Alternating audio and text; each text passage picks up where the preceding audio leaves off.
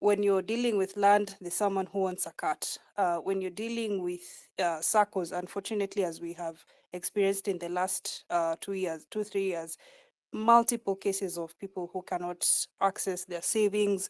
So you have to wait for your money for at least 2 months to 6 months. And God forbid if you have an emergency, right? So much so that it was stated that the best case scenario if you're in a circle is if you have a loan there, not if you are saving there, because you're not getting the best return for your money. So some of these things, they leverage the gaps in knowledge that people have about either financial systems or processes. And the second gap is where people don't compare some of these investment avenues, because if you don't compare A and B and you look at the fine print, then it's easier for you to get a raw deal just because someone else is telling you you're getting the best. And this is what we saw even with the back, how many years ago was that? I think it's in the last 7 years. But where people were insisting, if you have a greenhouse investment, this is the next best thing for you. You can be a passive investor, just send money, then this greenhouse will be farming watermelons and then when people did the due diligence, they realized you just bought hot air somewhere in Isinya.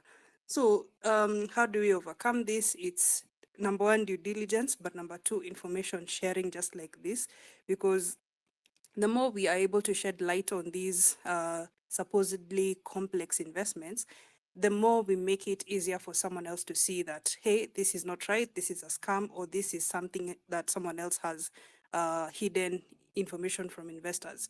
And whether it's money market funds or bonds or Saccos in the local scene, the element of risk is there. I think in terms of investor awareness and education, one thing that educators need to emphasize is the aspect of risk is inevitable, and we can't have an investment as a foolproof, like nothing wrong can ever happen. That's a lie.